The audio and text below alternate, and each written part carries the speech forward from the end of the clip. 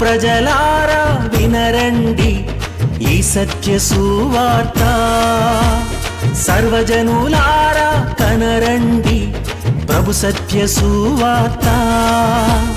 వినవచ్చిన ప్రియులకు విమోచన యేసు వార్త. ప్రభు అయిన యేసుక్రీస్తు వారి యొక్క నామంలో మిమ్మల్ని అందరినీ ప్రేమతో ఈ సత్య సువార్త అనే ఈ కార్యక్రమానికి ఆహ్వానాన్ని తెలియజేస్తున్నా. ఎంత రుచికరమైన దేవుని యొక్క మాటలో కదండి. ఈ ఇశ్రాయేలు ప్రజల విషయంలో దాదాపు నేను 35 సార్లు ఇశ్రాయేల్ దేశానికి వెళ్ళి రావడానికి దేవుడు అవకాశం ఇచ్చినాడు. అందుని బట్టి దేవునికి స్తుతి చెల్లిస్తున్నా. రాను రాను వారి మీద ఒక మంచి స్టడీ తీసుకుంటూ ఉన్నప్పుడు నా మటుకు నాకే ఆశ్చర్యం అనిపిస్తుంది. Many times even without going to that country, ఆ దేశానికి వెళ్ళకుండానే ఆ దేశ ప్రజల యొక్క కల్చర్ ఏంటో తెలుసుకోకుండానే చాలామంది మనం ఏదో మాటలుగా వర్తమానాలుగా మనం చెప్పేస్తూ ఉంటాం. కోర్స్ దేవుడు ఒకవేళ మనకు తెలియజేసిన దాన్ని బట్టి ఆయన యొక్క కృపావరం చొప్పున మాట్లాడేవాళ్ళు కొందరు ఉంటారు. కొందరు ఊహించుకొని ఏదో ఒక మాటగా చెప్పేయడం అనేటువంటి రీతిగా పెట్టుకొని కూడా కొంతమంది చెప్పేస్తూ ఉంటారు. కానీ నా జీవితంలో నా దేవునికి నేను స్తుతి చెల్లిస్తున్నా. దేవుని మహాకృప చేత నేను ఒక ఛానల్ని నేను రిప్రజెంట్ చేస్తూ నేను వాళ్ళని తీసుకుని వెళ్ళడానికి, వాక్యాన్ని అక్కడ వివరించడానికి, వారికి ఆ వాక్య విషయాలను తెలియచెప్పడానికి ఆ దేవాతి దేవుడు నాకు అనుగ్రహించినటువంటి అవకాశాన్ని బట్టి నేను దేవునికి ఎంతగానో స్తుతి చెల్లిస్తున్నా. ఆ అవకాశంతో వాళ్ళ విషయాలు తెలుసుకున్నాను కనుక ఒక్కొక్క అంశంలో నుంచి వెళుతుంటేనండి సూపర్ అండి బాబా, ఇంకా దేవుడు మనతో మాట్లాడుతున్నటువంటి ఒక విషయాలు. ఇశ్రాయేలు ప్రజలు ఐగుప్తు దేశంలో వలసగా వెళ్ళి ఉన్నారు. ఐగుప్తు దేశంలో దాదాపు 430 సంవత్సరాల పాటు ఐగుప్తు దేశంలో వారు ఉండి ఉన్నారు. చివరికి ఆ ఫరో రాజు, యోసేపుని ఎరుగనటువంటి ఒక ఫరో రాజు ఈ ఇశ్రాయేలీలైనటువంటి వారిని అనచాలని, వారిని బాధించాలని, వారిని బానిసలుగా చేసుకొని వాళ్ళకి వెట్టి చాకరీ చేపిస్తుంటే వాళ్ళు మొర్రపెట్టగా దేవుడు మోషేని వారి కొరకు పంపించాడు. ఈ మోషే గారి ద్వారా విడుదల చేస్తానని దేవుడు వాగ్దానం చేశాడు. అయితే ఇశ్రాయేలు ప్రజలైనటువంటి వారు ఐగుప్తు దేశంలో నుంచి వారు విడుదల పొందుకునే దానికి ముందు దేవుడు అంటాడు కదా, నా ప్రజలైనటువంటి ఇశ్రాయేలీల విషయంలో వాళ్ళని వెట్టి చాకరీ చేయించినటువంటి ఐగుప్తీలకు నేను తీర్పు తీరుస్తాను. వాళ్ళ విషయంలో నేను ఊరుకోను. నా ప్రజలైనటువంటి వారిని ఇబ్బంది పెట్టారు కనుక, నా ప్రజలను కష్టపెట్టారు కనుక, నా ప్రజలతో వెట్టి చాకరీ చేయించారు కనుక వాళ్ళకి నేను పాఠం నేర్పిస్తాను. ఇది అఫ్కోర్స్ ఓల్డ్ టెస్ట్మెంట్ అండి. మళ్ళీ అదే ఒకవేళ క్రొత్త నిబంధన ప్రకారంగా చెప్పాల్సి వస్తే ఈ రోజుల్లో దేవుడు ఎవరిని కూడా అలా ప్రతిఘటన తీసుకునే దేవుడు కాదు. చేస్తే దేవుడు ఏం చేస్తాడంటే ప్రేమించేస్తాడు వాళ్ళని ఎక్కువగా. అది ఆయన ఇచ్చే శిక్ష. ఒకవేళ దేవుడు ఏదైనా కనుక ఇలాగన తన ప్రజలైనటువంటి వారి విషయంలో, లేక క్రైస్తవ బిడ్డల విషయంలో, దేవుని యొక్క సేవకుల విషయంలో ఎవరైనా ఏదైనా వ్యతిరేకంగా ప్రవర్తించారు అని అంటే దేవుడు చేసేటువంటి కార్యం ఏంటంటే వాళ్ళని రక్షించేసుకొని వాళ్ళ యొక్క బ్రతుకులు మార్చేసి మంచి వాళ్ళనిగా చేసేసి ఎవరిని కష్టపెట్టారో వాళ్ళకే వచ్చి పరిచయం చేసేటువంటి విధంగా చేస్తూ ఉంటారు. ఆ మధ్యలో ఒక గొప్ప నాయకుడే ఒక ఆయన సాక్ష్యం చెప్పాడని నేను విన్నాను. ఏంటంటే గత కాలంలో నేను సేవ చేస్తున్నటువంటి ఒక సామర్లకోట ఆంధ్ర బాప్టిస్ట్ చర్చ్ దగ్గరే నేను ఈ డిసెంబర్ 31వ తారీఖున రాత్రికి వాచ్ నైట్ సర్వీస్ ఉంటుంది.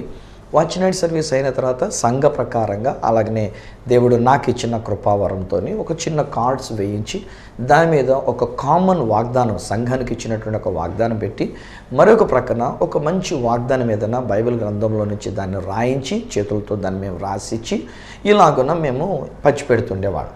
ఆ 31వ తారీఖున ఒక ఆయన అంట మంచి గొండలాగా ఉండేవాడు అనమాట, కరానాగా ఉండేవాడు అనమాట, మేసాలు మెలిపేసుకుని ఉండేవాడు. ఆయనే సాక్ష్యం చెప్పారు, నేను వినలే కానీ మా వాళ్ళు చెప్పారు కొంతమంది. ఏంటంటే అక్కడికి వచ్చి రోడ్డు మీదే ఉండేటువంటి ఒక ఆలయం కనుక రాళ్ళు విసిరేవాడంట ఆయన. అక్కడికి వచ్చి గొడవలు చేసేవాడంట. దైవ సేవకుల మీద గొడవ చేసి, సంఘం మీద గొడవలు చేసి, రాళ్ళు విసిరి. కానీ ఈ రోజుని అతడు దేవుని చేత పట్టబడి అన్నాడు. హల్లెలూయా. ఈ రోజున అతడు దేవుని ప్రజల కొరకు, క్రైస్తవ బిడ్డల కొరకు చట్ట ప్రకారంగా ప్రజల్ని ఎదిరించడానికి లేక ప్రభుత్వాలను ఎదిరించడానికి చట్ట ప్రకారంగా ఇలా ఉంటుండగా మీరు ఎందుకు ఇట్లా చేస్తున్నారని చెప్పేసి వాళ్ళని నిలదీసి అడగడానికి అయినటువంటి రీతిగా అట్టి రోషము కలిగినటువంటి వానిగా దేవుడు ఆ కుమారుడిని నిలబెట్టుకొని ఉన్నాడు. ఈరోజు నేను అందుకని చెప్తున్నాను స్నేహితులారా, దేవుడు మార్చేసి ఏం చేస్తాడంటే ఎవరికి మనం అన్యాయం చేసామో వాళ్ళకే మేలు చేసేటట్టుగా చేస్తాడు. ఈవెన్ సౌలు పౌలుగా మార్చబడిన తర్వాత కూడా అంతే కదండి.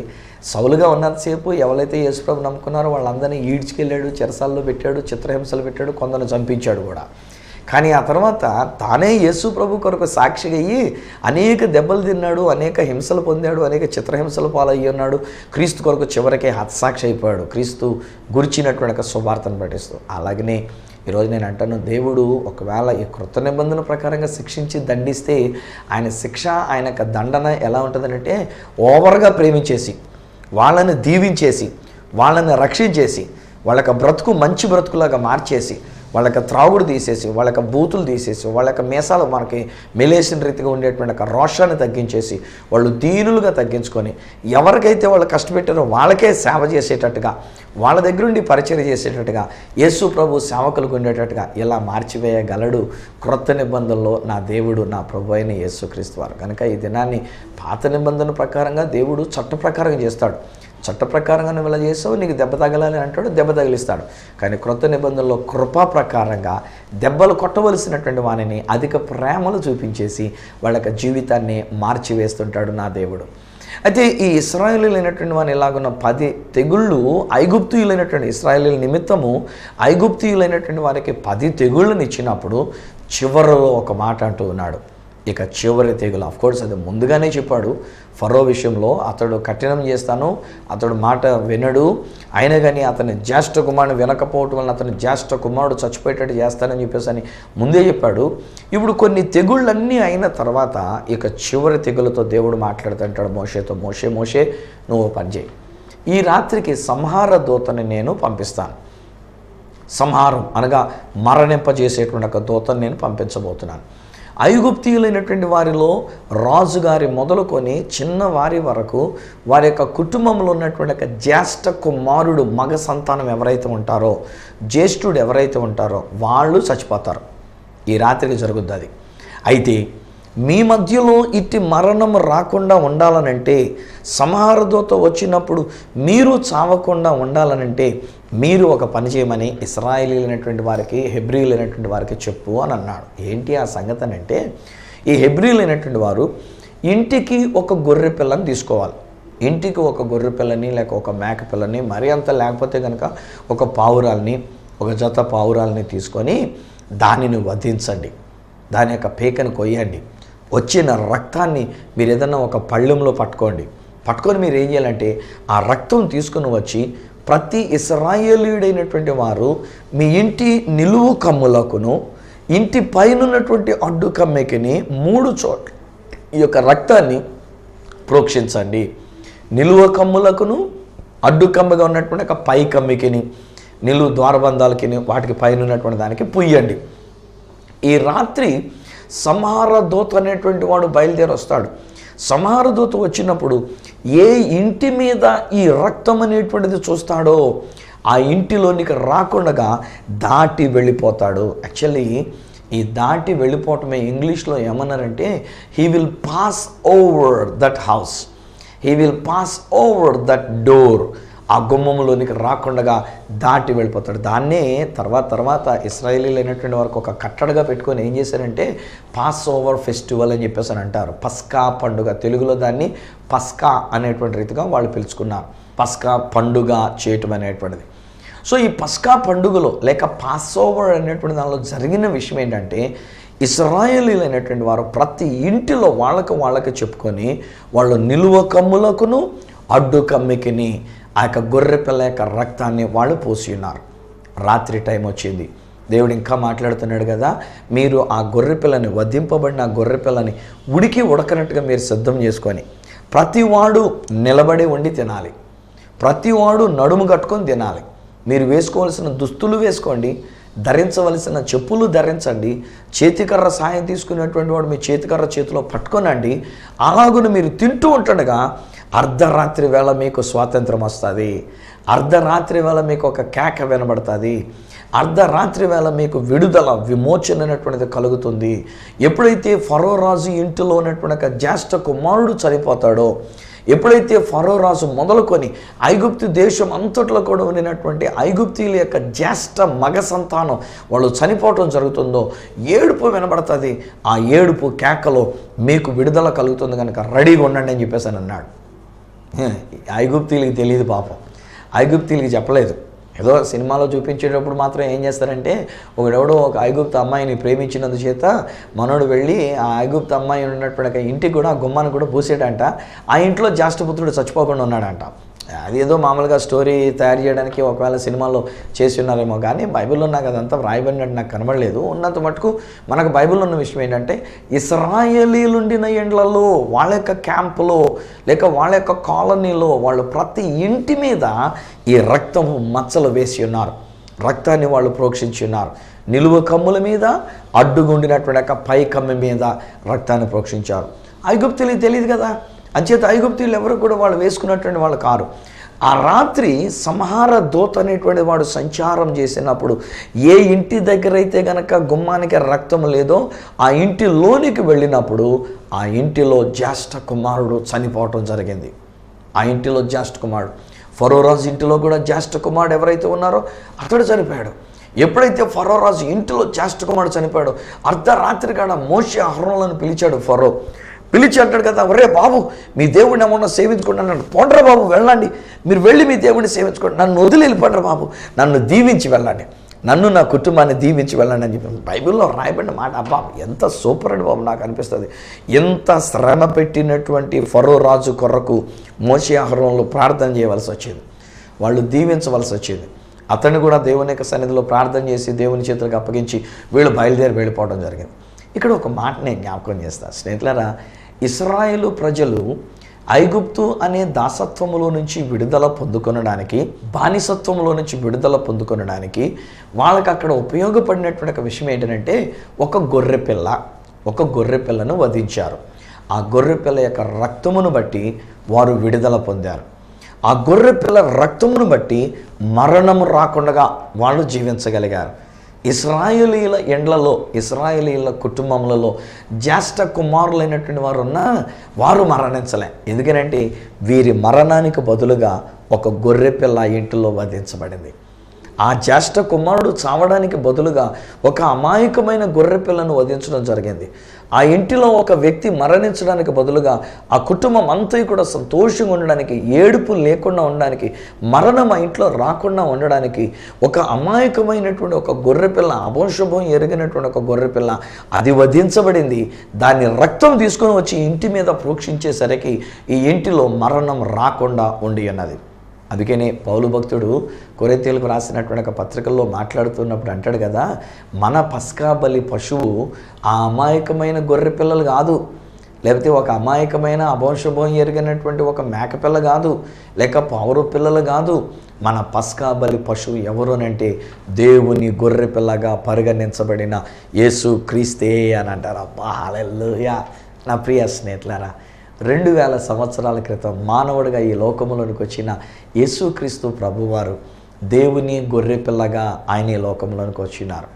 ప్రకటన గ్రంథంలో చాలాసార్లు ఆ మాట వాడుతూ ఉంటారు. దేవుని గొర్రె పిల్ల, దేవుని గొర్రె పిల్ల, దేవుని గొర్రె పిల్ల. భక్తుడైనటువంటి యోహాను గారు కూడా ఒకానొక సమయంలో యేసుక్రీస్తు ప్రభువాని గురించి మాట్లాడుతుంటాడు, ఇదిగో లోక పాపమునంతటిని కూడా మోసుకొని పోయే దేవుని గొర్రెపిల్ల, లోక పాపమును మోసుకొని పోయే దేవుని గొర్రెపిల్ల. నా ప్రియ స్నేహితులారా, నా ప్రభువు, నా రక్షకుడు, నా పాపము నుంచి నన్ను రక్షించిన రక్షకుడు, నా మరణము నుండి నన్ను రక్షించిన రక్షకుడు ఈ యేసుక్రీస్తు ప్రభువారు నా కొరకు, మీ కొరకు కూడా, మనందరి కొరకు కూడా ఈ లోకములోనికి దిగివచ్చిన దేవుని గొర్రెపిల్ల. ఏం జరిగింది? సరిగ్గా పస్కా పండుగ రోజులేనండి అవి. పస్కా పండుగ జరగవలసినటువంటి రోజులు. యేసుక్రీస్తు వారు సిలువ వేయబడుతున్నటువంటి దినాల్లో ఆ ముందటి దినము యేసుక్రీస్తు ప్రభువారు కూడా తన యొక్క శిష్యులతో కలిసి చెప్తారు, రేపటి దినం పస్కా పండుగ కదా, ఈ రోజున మనం ఆ పస్కా పండుగ సంబంధించినటువంటి ఒక రొట్టెని, ఆ యొక్క ద్రాక్షరసాన్ని మనం తీసుకుందాం రండి. ఆ పండుగని, ఆనాడు చిందింపబడినటువంటి ఒక రక్తాన్ని మనం చూద్దాం, జ్ఞాపకం చేసుకుందాం. ఎర్రని ద్రాక్షరసం రక్తానికి సాదృశ్యంగా మనం తీసుకుందాం. ఆనాడు అక్కడ వధించబడినటువంటి ఒక గొర్రెపిల్లలాగా ఈ రొట్టెను మనం విరిచి పస్కా భోజనంగా మనం తీసుకుందాం రండి అని చెప్పేసి అని శిష్యులతో కలిసి ఒక మేడగదిలోనికి వెళ్ళి ఆయన పస్కా బలి పశువుగా ఆయన అక్కడ సాదృశ్యంగా చేస్తున్నటువంటి ఒక కార్యం. ఒక రొట్టెను విరిచారు, వారికి ఇచ్చారు. ఒక పాత్రలో ద్రాక్షరసం, ఎర్రని ద్రాక్షరసం తీసుకున్నారు. ఇది అనేకుల పాప క్షమాపణ కొరకు చిందింపబడుతున్న నిబంధన రక్తం. నిబంధన ఇదే, దేవుడు అక్కడ మోషే ద్వారా చేసిన నిబంధన, మోషే ద్వారా తెలియజెప్పినటువంటి నిబంధన, ఆ ఇంటిలోనికి మరణం రాకుండా ఉండుట కొరకు చేయబడినటువంటి నిబంధన, ఆ నిబంధన రక్తంగా ఈరోజు యేసు ఈ పాత్రను ఎత్తుకొని ఇస్తూ ఉన్నాడు. ఆ తర్వాత ఆయన రాత్రి గెత్సెమనే తోటలోనికి వెళ్ళి ఆయన ప్రార్థన చేసుకొని చూస్తుండగా ఇస్కరియోతు యోధ సైనికులను తీసుకొని వెళ్ళి ఆయనకు ఒక ముద్దు పెట్టి ఆయనను అప్పగించినప్పుడు ఆయనను తీసుకుని వచ్చి ఆ రాత్రి బంధించారు. మరుసటి ఉదయాన్ని ఆయనను సిలువ మ్రాను మీద వేలాడదీసినారు. సిలువలో ఆయన కార్చినటువంటి రక్తం, ఆ సిలువలో ఆయన వేలాడుతున్నటువంటి యేసు యొక్క దేహం, నేనైతే ఏమంటానంటే ఆ పస్కా బలి పశువును వధించిన తర్వాత దాని చర్మాన్ని ఒలిచి ఆ తర్వాత దాని యొక్క మాంసాన్ని కోసి దానిని ఉడకబెట్టి, నేను ఒకసారి ఈ వీడియో కూడా ఒకటి నేను చూడటం జరిగింది. ఇప్పుడు కూడా యూదులైనటువంటి వారు తిరిగి వచ్చిన తర్వాత ఈ పస్కా పండుగ చేసేటప్పుడు వారు చేసేటువంటి ఒక కార్యం ఏంటంటే, ఒక గొర్రె పిల్లను వారు వధించినప్పుడు దానికి ఒక కర్రను లోపల నుంచి దోపి దాని యొక్క కర్రతో దాన్ని ఒక నిప్పులతో కూడినటువంటి ఒక కుంపట్లోనికి ఒక పెద్ద గొయ్యలాంటి దానిలోని పెట్టి ఉడకబెడతారు. ఆ నిప్పుల వేడికి అది బాగా ఉడికిపోయినటువంటి రీతిగా తయారవుతుంది. ఎముకలను విర్రగొట్టనక్కర లేకుండా అది మళ్ళీ బయటికి తీసిన దేనికి దానికే ఊడిపోతున్నటువంటి రీతిగా ఉండేటువంటి రీతిగా అంతగా అది ఉడికిపోయినటువంటి ఒక పరిస్థితి. నేను ఆ కర్రతో పెట్టినటువంటి ఒక మేకని లేక గొర్రె పిల్లని నేను చూసినప్పుడు అండి, నిజంగా ఒక మనిషి ఒక కొయ్య మీద ఒక కర్ర మీద వేలాడితే ఎలా ఉంటుందో అలాగే అనిపించిందండి. ఆనాడు నా యేసుక్రీస్తు ప్రభువారు దేవుని గొర్రెపిల్లగా వచ్చినటువంటి ఒక దేవుని కుమారుడైనటువంటి ఒక యేసుక్రీస్తు వారు నా పాపం వలన నేను చావవలసి ఉంటుండగా, నా పాపముల వలన నేను మరణించవలసినటువంటి వాడిని ఉంటుండగా నా ప్రభు, నా దేవాతి దేవుడు తన ప్రియకుమారుడైన యేసుక్రీస్తు అని లోకంలోనికి పంపారు. ఆయన సిలువ మ్రాను మీద వేలాడుతున్నప్పుడు, బహుశా చేతులు చాపినప్పుడు ఇలా వేలాడుతున్నట్టుగా ఉంటే, ఆ గొర్రె పిల్లను చూస్తుంటే నిజంగా నా యేసయ్యే అక్కడ వేలాడుతున్నట్టుగా, నా యేసయ్య సిలువలో వేలాడుతున్నట్టుగా, ఆయన చర్మం ఒలిచి నా మీద కప్పబడడానికి, ఆయన యొక్క రక్తము కారినటువంటిది నాకు జీవాన్ని ఇవ్వడానికి, ఆయన యొక్క శరీరమును ఆ యొక్క గొర్రె పిల్ల యొక్క శరీరమును తినడానికి నిస్సత్తువం లేకుండా, నీరసము రానివ్వకుండా ఆ యొక్క గొర్రె పిల్లను తిని బయలుదేరారు కనుక ఇశ్రాయేలీయులు నీరసము లేకుండా వాళ్ళు దాటి వెళ్ళగలిగారు. 40 సంవత్సరాల పాటు ఏ నీరసము లేకుండా వారు నడవగలుగుతూ వచ్చినారు. నన్ను బలపరచడానికండి, నన్ను ఆరోగ్యవంతునిగా ఉంచడానికి, నా పాప దోషములను కడిగివేయడానికి, నాకు ఆ మరణం అనేటువంటిది రెండవ మరణముగా పరిగణించబడినటువంటి నిత్య నరకం అనేటువంటిది నాకు రానివ్వకుండా చేయడానికి, నన్ను జీవింప చేయడానికి, తన రక్తముతో నన్ను బ్రతికించడానికి, తన రక్తాన్ని ఇచ్చి నన్ను బ్రతికించడానికి, ఎంత అద్భుతమైనటువంటి కార్యం అండి బాబు. 2000 సంవత్సరాల క్రితం జరిగినటువంటి ఒక పస్కా అనేటువంటి ఒక విషయం. యేసుక్రీస్తు వారే మన పస్కా బలి పశువుగా ఆయన వధించబడి ఉన్నాడు. ఇశ్రాయేలు ప్రజలైనటువంటి వారికి ఒక గొర్రెపిల్ల వధించబడితే మనందరి కొరకు, సకల లోక మానవాళి కొరకు, ఈ లోక కళ్యాణార్థంగా మనం అందరం మన పాప దోషముల నుంచి మనం క్షమించబడినట్లుగా, మనము ఐగుప్తు నుంచి మనం విడుదల పొందుకున్నట్లుగా, ఐగుప్తు దాసత్వం నుంచి మనం విడుదల పొందుకున్నట్లుగా యేసు రక్తం, దేవుని గొర్రెపిల్ల అయినటువంటి యేసు రక్తం మన కొరకు చిందింపబడినది, మన కొరకు కార్చబడినది. ఆ యేసు మన కొరకు పస్కా బలి పశువుగా ఆయన వధించబడి ఆయన యొక్క శిలువ మ్రాను మీద ఆయన వేలాడి ఉన్నాడు. ఈ రోజున అలాగున దేవుడు మనకు విడుదలనిచ్చినాడు. ఇశ్రాయేలీల కంటే మనకింకా ఘనత అండి. ఇశ్రాయేలీలకు ఒక గొర్రె పిల్ల ద్వారా వారు ఐగుప్తు బానిసత్వంలో నుంచి విడుదల పొందారు. కానీ మనమైతే మన ప్రభు రక్షకుడైన యేసుక్రీస్తు వారి యొక్క రక్తము ద్వారా మనం విమోచింపబడితిమి. బైబిల్ చెప్తున్నటువంటి మాట, మీరు వెండి బంగారం అనేటువంటి క్షయమైన వస్తువుల చేత మీరు విమోచింపబడలేదు, కానీ అమూల్యమైనటువంటిది, నిష్కళంకమైనటువంటిది, దేవుని గొర్రెపిల్లగా పిలువబడినటువంటి యేసుక్రీస్తు వారి యొక్క రక్తము చేత మీరు విమోచింపబడితే. హే ఫ్రెండ్స్, ఈరోజు నా సత్య సువార్త ఏంటి తెలుసా? విమోచింపబడతారు అని నా బైబిల్ చెప్పట్లే, దేవుడు మిమ్మల్ని విమోచిస్తాడు అని నా బైబిల్ చెప్పట్లే. ఆనాడు ఇశ్రాయేలు ప్రజలైనటువంటి వారిని ఒక గొర్రెపిల్ల రక్తము ద్వారా దేవుడు విమోచించాడు, మరణము రానివ్వకుండా చేశాడు. ఆ రాత్రికి రాత్రే వారు ఐగుప్తు దాసత్వంలో నుంచి, బానిసత్వంలో నుంచి విడుదల పొందారు. వారు ఐగుప్తు నుంచి బయటకు వచ్చారు. అలాగే 2000 సంవత్సరాల క్రితం దేవుడు తన అద్వితీయ కుమారుడైనటువంటి యేసుక్రీస్తు వారిని లోకంలోనికి పంపించి, యేసుక్రీస్తు వారే మన పస్కా బలి పశువుగా ఆయన నన్ను చావనివ్వకుండా నా చావుకు బదులు ఆయన మరణించడానికి వెళ్ళి ఉన్నాడు. నేను పొందవలసిన శిక్ష ఆయన పొంది ఉన్నాడు. ఆయన తాను మరణించడం ద్వారా, తాను కార్చినటువంటి ఒక రక్తము ద్వారా, ఆయన సిలువలో ఆయన మేకులతో వ్రేలాడదీయబడుట వలన నా మరణము నుండి, నా పాపము నుండి ఆయన నన్ను విమోచించినాడు. హల్లెలూయా! ఎంత అమూల్యమైనటువంటి ఒక మాట. ద్వితీయోపదేశ కాండములో దేవుడు మాట్లాడుతూ అంటాడు కదా, మీరు లెక్కకు గొప్ప జనాంగం అని చెప్పేసి అని దేవుడు మిమ్మల్ని విమోచించలేదు, కానీ ఆయన తన ప్రేమ చేత మిమ్మల్ని ఐగుప్తు దాసత్వములో నుండి, ఫరో రాజు చేతుల్లో నుండి ఆయన మిమ్మలను విడిపించి ఉన్నాడు. హల్లెలూయా! హే ఫ్రెండ్స్, ఈరోజు నేను చెప్తున్న సువార్తని తెలుసా? You have been redeemed. మీకు విమోచన కలిగి ఉన్నది. మీరు ఐగుప్తులో ఉన్నవాళ్ళు కారు, మీరు ఇంకా ఐగుప్తు దాసత్వంలో ఉన్నవాళ్ళు కారు, మీరు ఇంకా బానిసత్వంలో ఉన్నటువంటి వాళ్ళు కారు. ఈరోజుని దేవుడు మిమ్మల్ని విమోచించేశాడు. తన ప్రియ కుమారుడైన యేసు క్రీస్తు వారి యొక్క రక్తము ద్వారా మీకు విమోచన ఇచ్చేశాడు నా దేవుడు. ఈరోజు నమ్మండి ప్రియ స్నేహితులారా, మీకు విమోచన కలిగి ఉన్నది, మీకు విడుదల కలిగి ఉన్నది. ఇది నా దేవుడు సెలవిస్తున్నటువంటి మాట. ఈరోజుని నా ద్వారా దేవుడిస్తున్న సత్య సువార్త ఏంటంటే, నీవు చేసే పనులు బట్టి కాదు, నువ్వు చేసే పుణ్యకార్యాలను బట్టి కాదు, మీరు చేసేటువంటి మంచి కార్యాలను బట్టి అంతకంటే కాదు, మీరు చేసేటువంటి ఒక దాన ధర్మాలు, లేకపోతే మీరు దేవునికి కానుకలకు ఇచ్చినటువంటి ఒక కానుకలు, వీటి వల్ల కాదు. కానీ ఆ దేవుడు 2000 సంవత్సరాల క్రితమే మిమ్మల్ని ప్రేమించాడండి, నన్ను ప్రేమించాడండి. ఈరోజున మన ప్రమేయం లేకుండా తన కృప చేత, తన ప్రేమ చేత ఈ గొప్ప విమోచన మనకు ఇచ్చేశారు. నాయనా బాబు, మీకే నేను చెప్తున్నాను, అమ్మా సిస్టర్ గారు, మీకే నేను చెప్తున్నాను, దేవుడు మనల్ని విమోచించేశాడు. We are no longer under the bondage of Egypt. మనము ఐగుప్తు దాసత్వంలో ఉన్నవాళ్ళము కాము. ఇది సత్య సువార్త, ఇది సత్య సువార్త. మనం ఇంకా బానిసత్వంలో, బంధకాలలో ఉన్నవాళ్ళము కాము. ఇది మనం ప్రకటించాలి.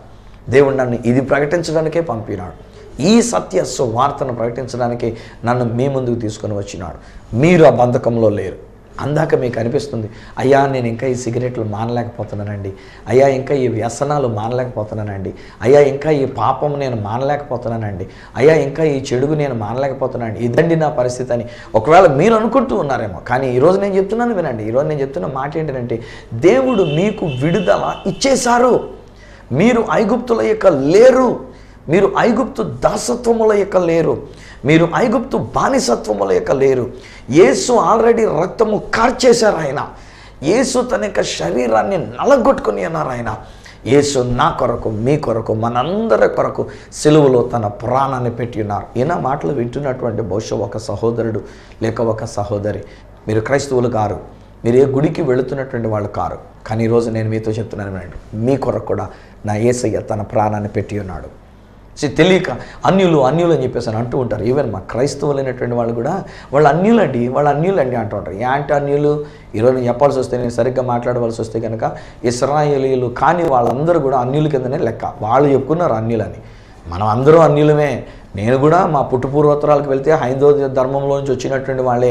మా తాత ముత్తాతల దగ్గర నుంచి చూసినట్లయితే వారు విగ్రహాలను పూజించినటువంటి వాళ్ళే, వాళ్ళు హైందవులుగా ఉండినటువంటి వాళ్ళే. కానీ ఈ రోజుని యేసు ప్రభు నమ్ముకున్న తర్వాత ఇక్కడ క్రైస్తవులు మాట్లాడుతున్న మాట్లాడంటే, మేము అందరం క్రైస్తవులు అండి, వాళ్ళందరూ అన్యులండి అని చెప్పేసి అని అంటుంటారు. మనం అందరం అన్యులమే. కానీ ఈరోజుని యేసు ప్రభు నమ్ముకున్నాను, యేసు ప్రభు యొక్క కార్యాన్ని అంగీకరించాను, యేసు నా కొరకు సిలువలో చనిపోయారని నేను ఒప్పుకొని ఉన్నాను, నా కొరకు రక్తం కార్చారని ఒప్పుకొని ఉన్నాను, నేను మరణించుకున్నట్లుగా ఆయన మరణించారని నేను తెలుసుకుని ఉన్నాను. ఆ యేసు నందు విశ్వాసం ఉంచిన చేత క్రీస్తుని పోలినటువంటి జీవితం అని క్రైస్తవుడని రీతిగా నేను పిలువబడుతున్నా. ఈ రోజున ఒకవేళ మీరు క్రైస్తవేత్తరులు అయ్యున్నా, ఇంతవరకు క్రీస్తుని మీరు నమ్మకపోయినా, ఒకవేళ యేసు క్రీస్తునందు మీరు విశ్వాసం ఉంచకపోయినా, ఈ దినం నేను చెప్తున్నటువంటి సత్య సువార్త ఏంటంటే, మీ కొరకు కూడా యేసు తన ప్రాణాన్ని పెట్టి ఉన్నారు. మీ కొరకే యేసు తన రక్తాన్ని కార్చి ఉన్నారు.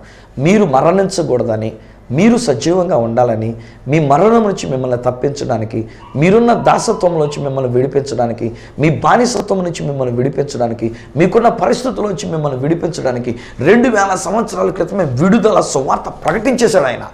ఆయన విడిపించేశారు ఆయన. ఈరోజు ఇది మనం నమ్మాలి. ఎంతకాలం అయితే నేను దాసత్వంలో నేను బానిసనైపోయాను, నేను విడుదల పొందలేకపోతున్నాను, నేను సిగరెట్ల నుంచి, నేను వ్యసనాల నుంచి, ఇక చెడు అలవాట్ల నుంచి, చెడు స్నేహాల నుంచి నేను విడుదల పొందలేకపోతున్నాను, అదే మనం పలుకుతుంటావో నువ్వు అదే వాస్తవంలో అన్నట్టుగా నువ్వు ఉండిపోతూ ఉంటావు. కానీ సత్యం ఏంటంటే, నీకు విడుదల కలిగి ఉన్నది. నిన్ను ఐగుప్తులోంచి దేవుడు విడిపించేశారు.